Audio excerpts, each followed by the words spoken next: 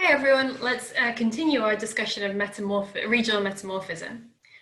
So we talked about the Barrovian and Buchan sequences, which are the type localities for regional metamorphism originally. They were first mapped, or the Barrovian sequence was first mapped in 1893 in the east coast of Scotland. And since then, these very typical sequences of index minerals in pilitic rocks, metamorphosed shales, have been observed in various locations across the world.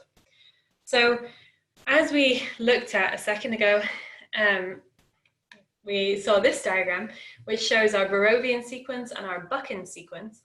And these regions are just some, or these trends are just some of the paths that rocks can take through pressure, temperature, and time. And there are a variety of other potentials, okay? So in order to better define this, a guy called Escola came up with this fasces diagram, metamorphic fasces diagram that you're all very familiar with in 1939. And he applied the mineral assemblages that he observed in mafic rocks that had been metamorphosed, so metabasalts, and determined the pressure temperature conditions that those represented.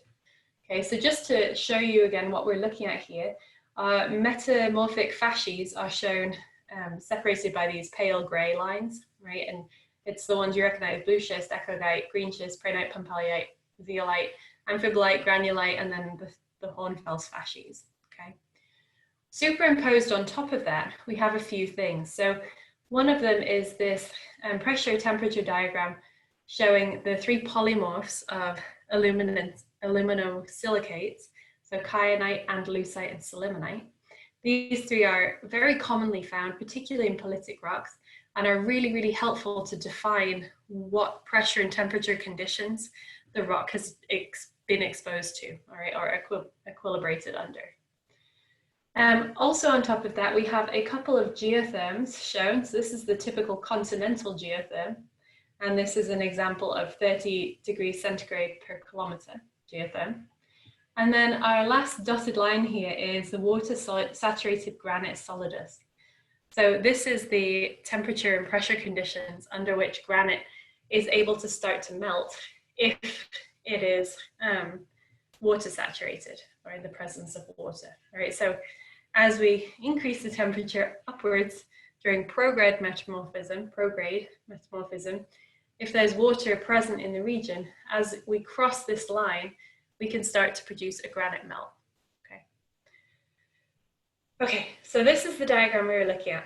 So there are a couple of drawbacks to this diagram, one of which is that this applies to metamorphic mafic rocks, okay, metamorphosed mafic rocks. So rocks that were originally basaltic in composition and have since been metamorphosed. So as you can see, we have our mafic rocks here. We have our fasces here, right? These are the mineralogical composition, the mineralogy of these mafic rocks when they've been metamorphosed to green schist fasces. And then for comparison, we have what happens to pilitic rocks, so shales, and calcareous rocks, which is very calcium-rich rocks. So limestones, muddy limestones and stuff, under the same conditions. So one thing you'll notice is that these 6 Barrovian index mineral zones we've just defined do not fit perfectly with the fasces diagram. In fact, they give us a lot more information about the pressure and temperature conditions than the fasces diagram does. Okay, so this is interesting and useful, and it really hopefully hammers home the idea that you really have to understand what your protolith is in order to accurately interpret what you're seeing in the rocks. Okay, so that's where we are. All right, so our Barrovian sequence then can be tied to the green schist and amphibolite fasces in metamorphic rocks. Okay, is the take home I want you to take from this slide. Also, this is some of the answers I asked you for in lab. So in case you're looking for them, this is where they are. Okay. All right, so in that case, we've looked at a couple of different examples then of pressure temperature time paths, right? Pressure temperature paths that rocks can take over time. So during deformation, during an orogenic event, these rocks are going to be subjected to increased pressure and temperature as time goes on. And that's what I mean by a pressure temperature time path, okay? So it was noticed in 1961 by a guy called Mirashiro in Japan, that in the circum-Pacific region, we see belts of high pressure, low temperature metamorphism next to the ocean. And these are associated with belts of high pressure, high temperature metamorphism on the continents, okay?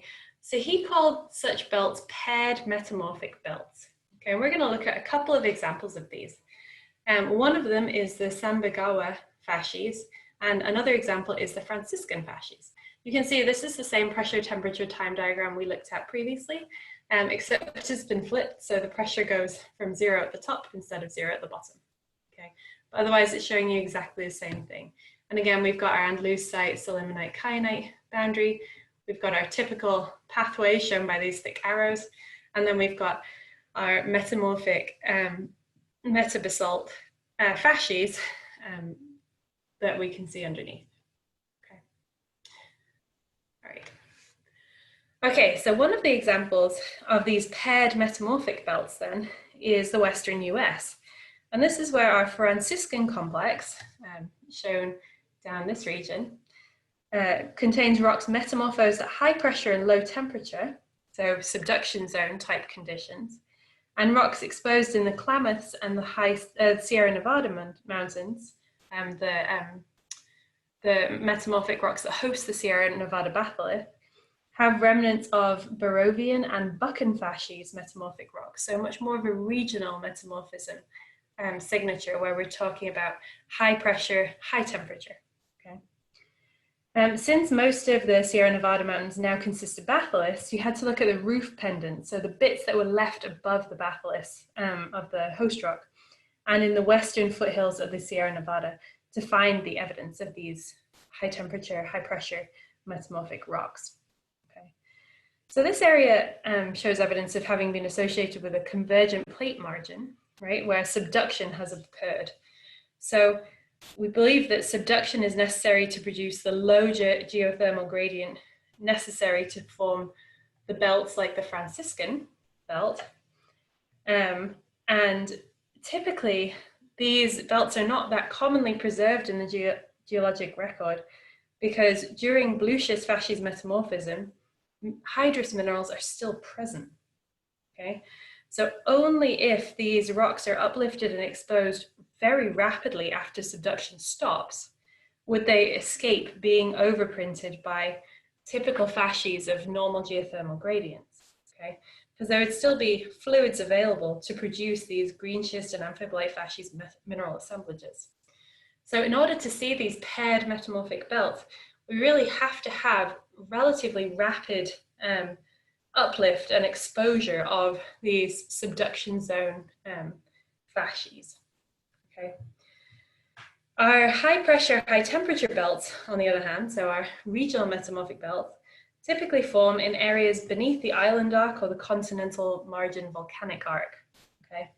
During emplacement of the arc, so the actual magmatism that's occurring above the subduction zone, these areas are subjected to higher than normal geothermal gradients.